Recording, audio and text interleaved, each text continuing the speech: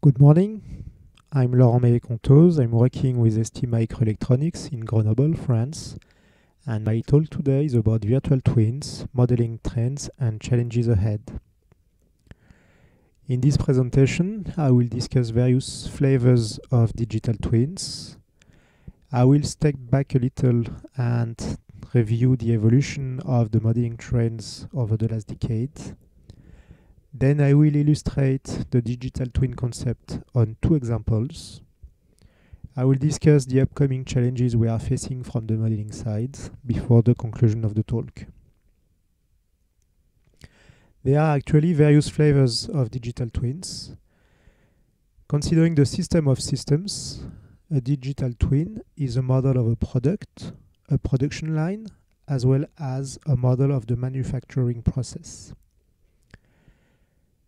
Going deeper into the analysis, a system is modeled with the system architecture and the interaction between the system components. And diving further, at the SoC level, a model of the system on chip is composed of a model of the SoC architecture as well as the interactions between the hardware and software parts of the system. Let's step back a little and consider the evolution of the design flow. We start from a specification and we want to build a system that has a certain functionality but that also implements safety and security features under a certain level of performance. In the past, the design flow was very sequential, starting from the hardware design and then following up with the software design, moving eventually with the hardware-software integration and validation. The most time-consuming tasks were the hardware design verification, the software debug, as well as the hardware-software integration.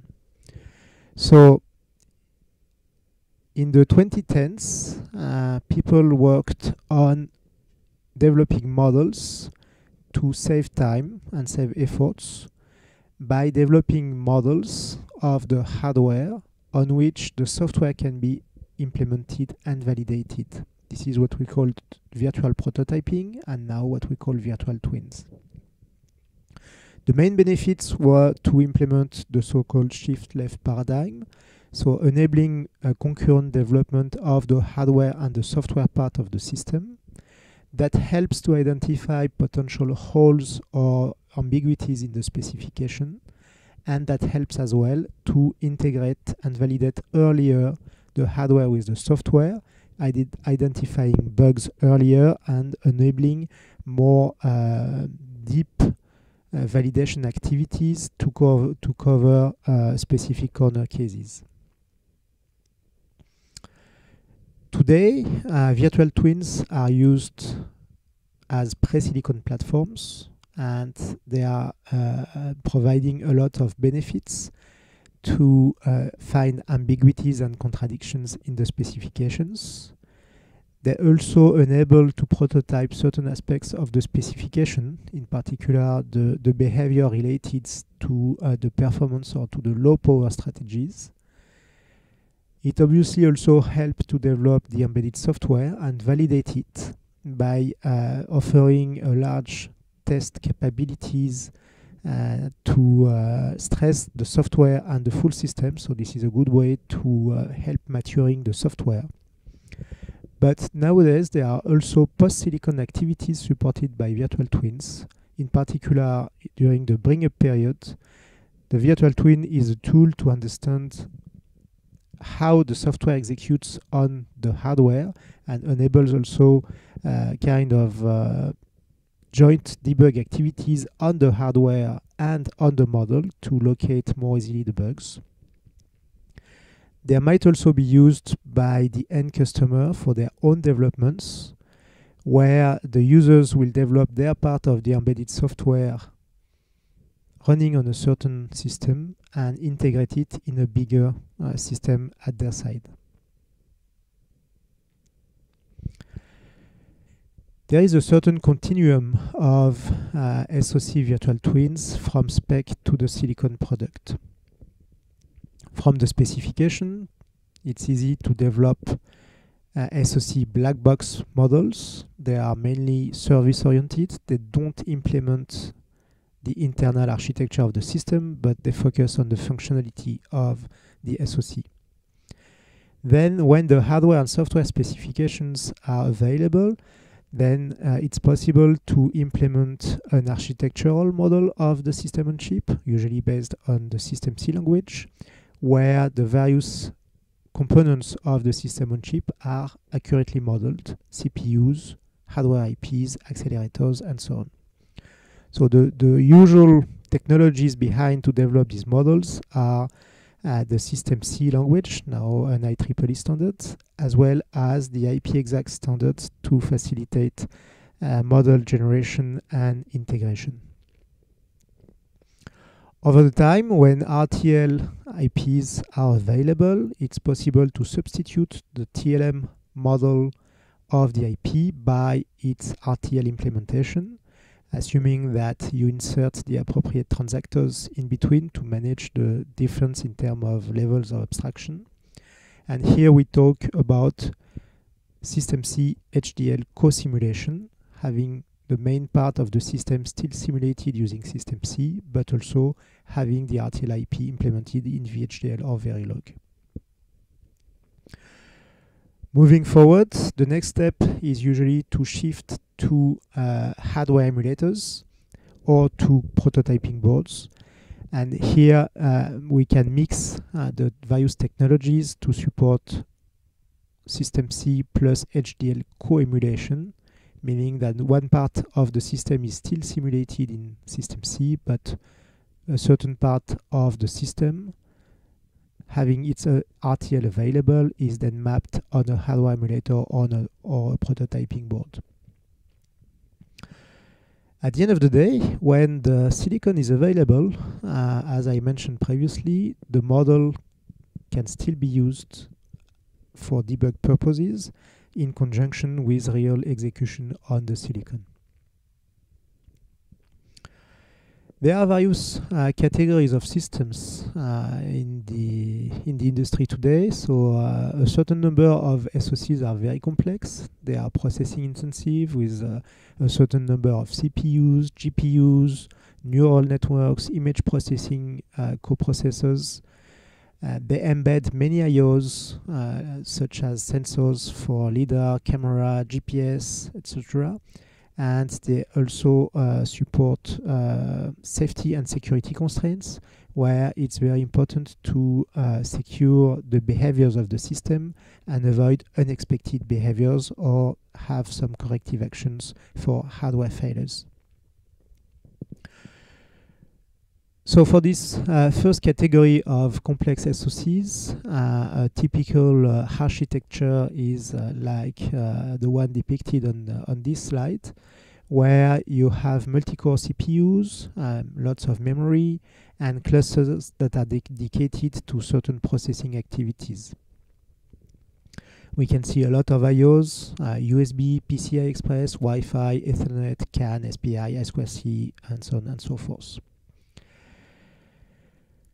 These systems are very complex.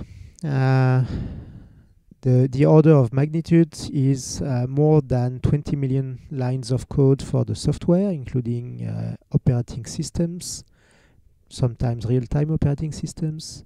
And the consequence of the hardware complexity is that the order of magnitude of the model size is about 1 million lines of code for the models themselves. Second category of well-known objects today is the smart objects, or objects that are used for the Internet of Things applications. There are many application areas, from consumer to medical, going through industrial systems. Here, a very specific feature is the importance of the connectivity, supporting Ethernet, internal buses, Bluetooth, Wi-Fi, LoRa, and others. There is more and more security concern associated to these devices, and they are obviously distributed, being sometimes operated without connection to the energy network. The low power capabilities are very important. So at the end, these systems are quite small. They are composed of small SoCs with microcontrollers or microprocessors where there are few embedded cores. There is obviously some memory. There are some hardware accelerators for such as DMA, graphics, and other dedicated blocks. There are a lot of IOs, GPIOs, I2C, SPI, and a main feature of this system is the connectivity. So the microcontroller is interacting with the rest of the world through connectivity IPs, and usually collect some data from sensors or actuators and share them through a gateway.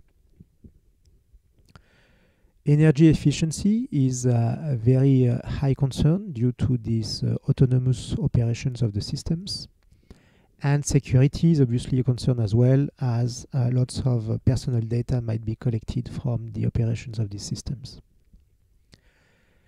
The complexity here is not on a single unit or a single node. The complexity lies into the composition of various small SoCs that interact together. So it's a kind of locally simple, globally complex system.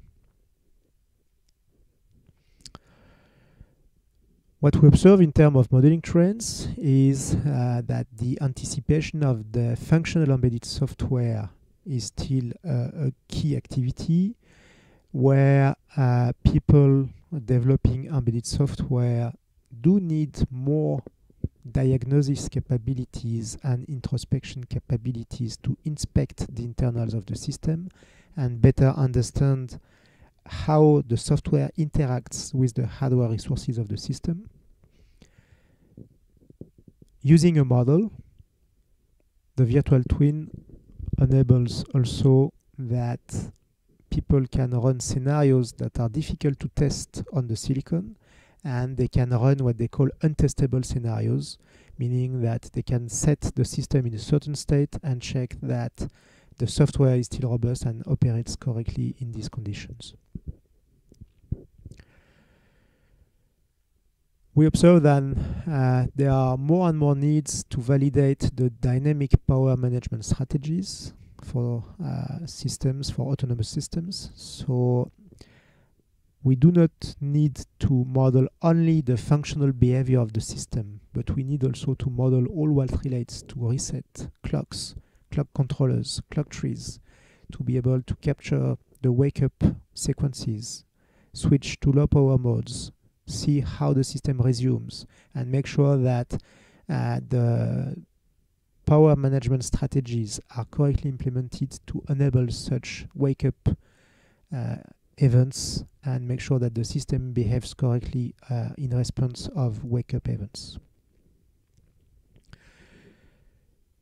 Security features I mentioned is very important. But the validation and the integration of the security features is a real challenge.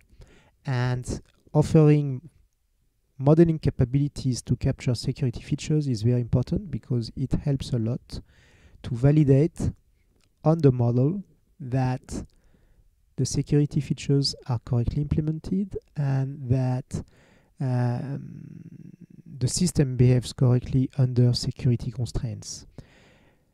Debug and validation of these capabilities is very hard on the hardware itself. So using a model is very beneficial for that.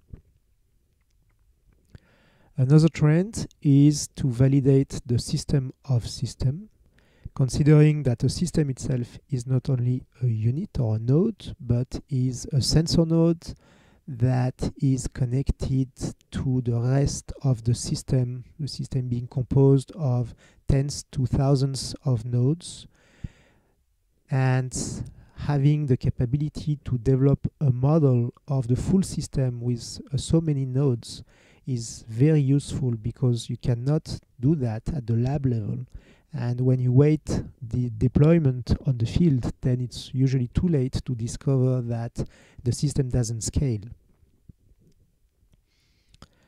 At the end, the last trend we observe for a couple of years is that there is a unification of the physical and virtual devices, where a system will mix actual devices running on the silicon, but also virtual twins, to be able to address parts that are not available yet in terms of silicon products, or even to be able to assess scenarios where you scale up and you change on the field dynamically some systems using components or new sources of components.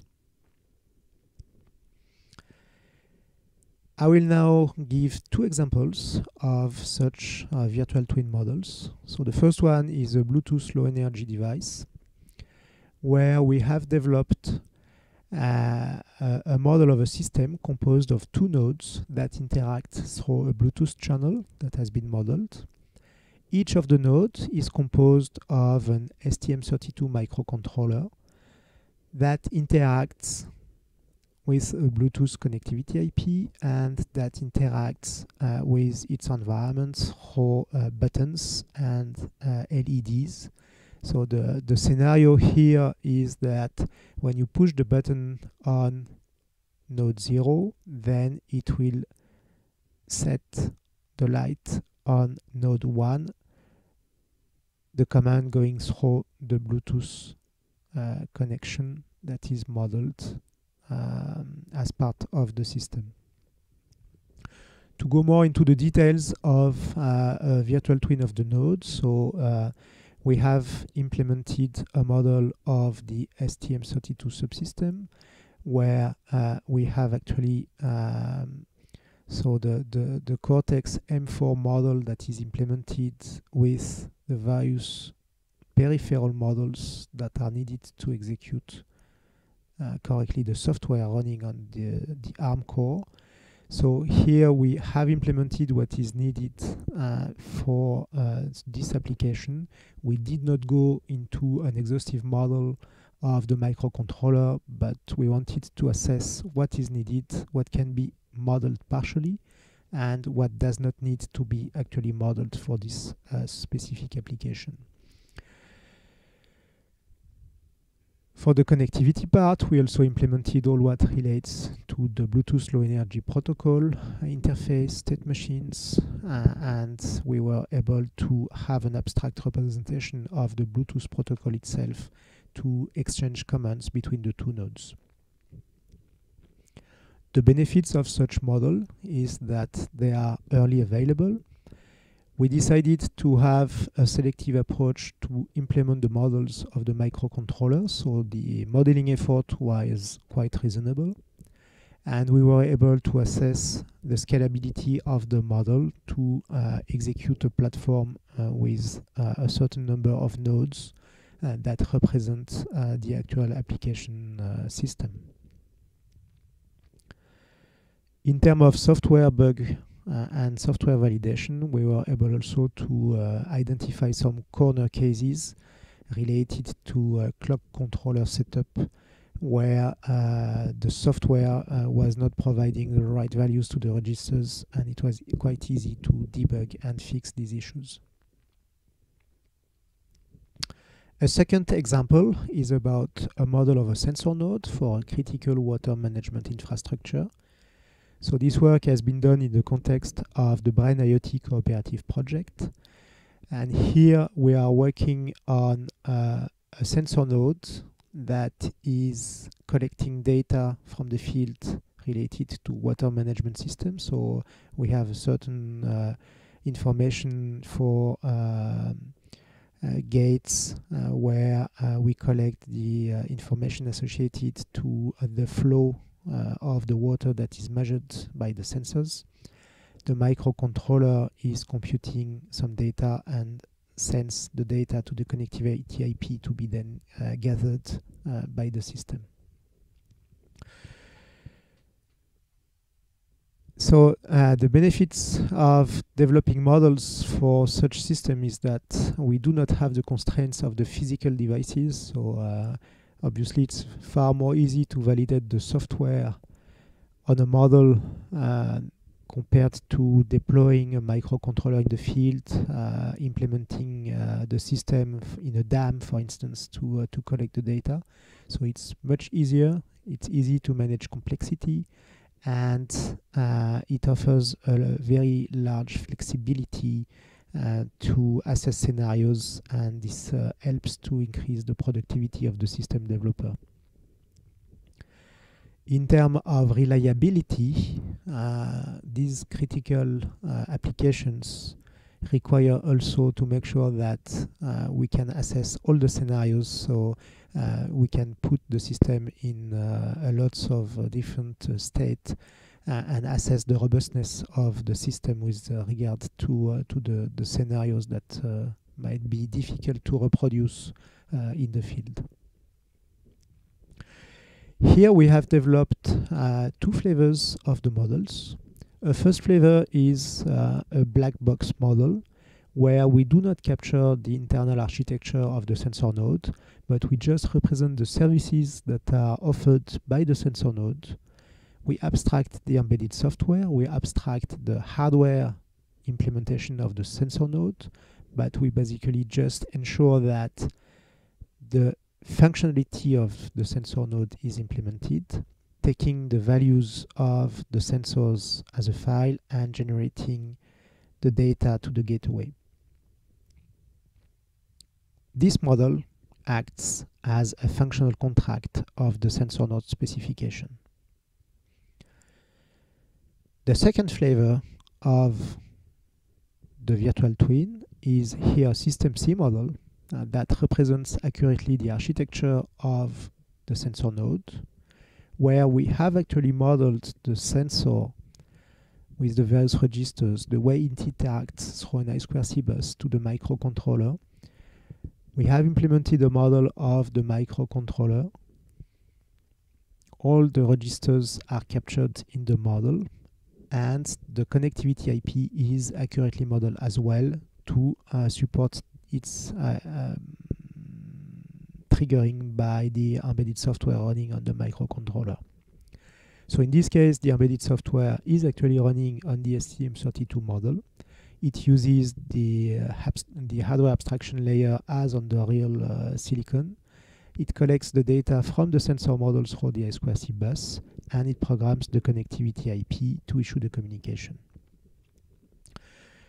We do have a software debugger connected to the model of the STM32 microcontroller, so that enables software developers to run debug sessions on the embedded software and validate the embedded software for the application as they would do on the real silicon. However, at the boundaries of the model, this model is still conforming to the functional contract of the black box model that was developed previously. So we can seamlessly switch from one model to the other and validate that the system still behaves correctly. So the various details of the STM32 internals have been modeled to support the development of the application firmware. What are the challenges ahead? So first, developing models at the SoC level is now no longer enough. If we consider the automotive area, the system is not an SoC, it's even not an ECU, it's the full car. And the system is a big network. It embeds various protocols such as CAN, LIN, FlexRay, Ethernet, and others.